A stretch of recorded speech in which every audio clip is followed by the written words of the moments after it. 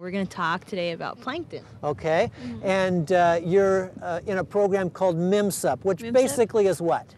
It's the Multicultural Initiative in the Marine Science undergraduate participation. Oh, so that means that you are college students who are studying marine science. Exactly. That's excellent.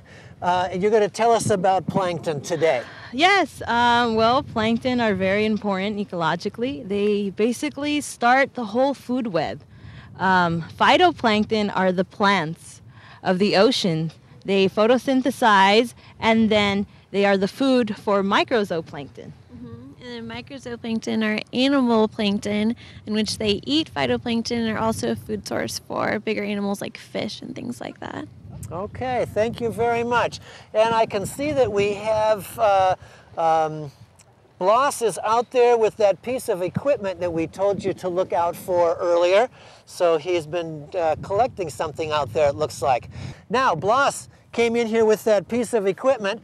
Oh, now you have a jar. What's up, Bloss? I just collected some plankton for you guys to study and for the viewers to get to know what plankton are. What was it like for you out there? It's a little cold. These aren't very good heat sources, so. The boots, you mean? The boots. Okay, take a look at those fashionable boots. Did the water go over the top? No, So first time. You didn't go out that far? Not that far. What's it like on the bottom of the bay out there where you were walking?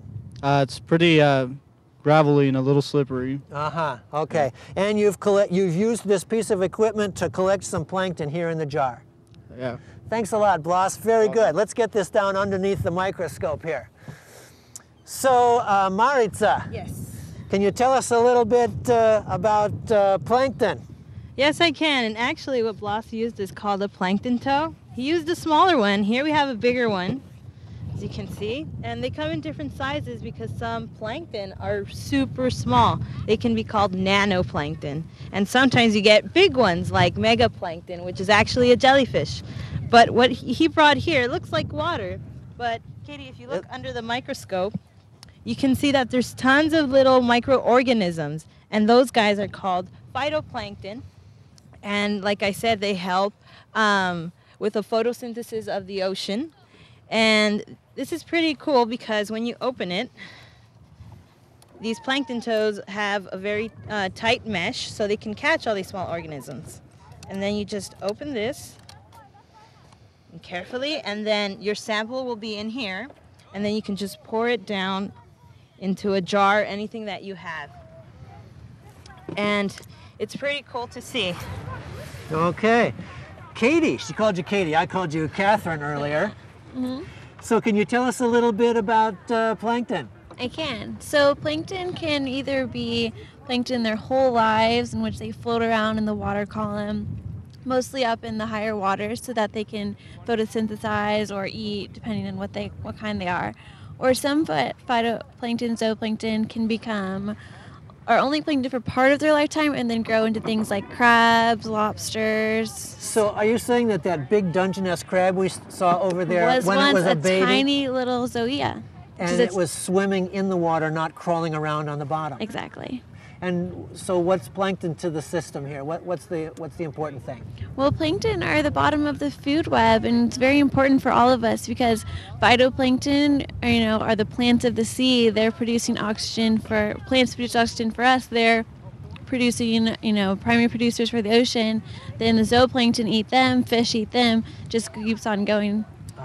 So the crab that I like to eat gets its food starting with plankton. Exactly. Okay, are there any other filter feeders that we have here that we could talk about? Yes, there are. There's actually barnacles that we have Come show us here. the barnacles over here. So you can see right here, barnacles were once also plankton, which were swimming around in the water, and now they're stationary right here, and what they do to... Wait a minute, I'm going to catch that. You say that the little baby barnacles are also plankton. They swim in the water. They are. And now, are these barnacles going to come off and swim? No, they're not. They're stuck there permanently. But what are they doing?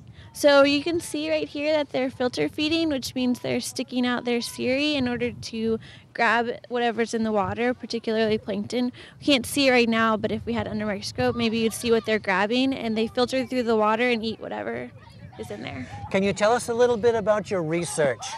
Yeah, okay, so my research is on ocean acidification, in which I'm working with microzooplankton, which are just the very small kind, in which I'm taking seawater and changing the pH of the water and then placing those zooplankton in the different kinds of water.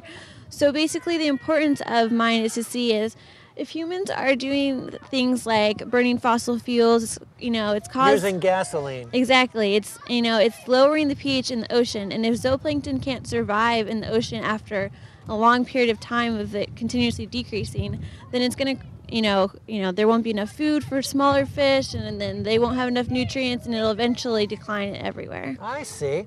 And Maritza, can you tell us about your research about plankton? Yes, I can. It's kind of similar to Katie's, but I'm using phytoplankton.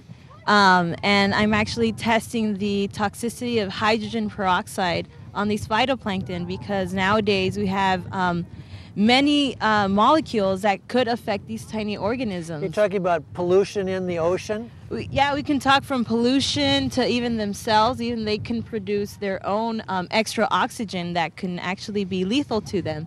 And it's really important to make sure that we understand these tiny organisms because, like we have been saying, they provide basically the foundation for the whole ecosystem of the ocean. And for us to actually go out and enjoy all these species.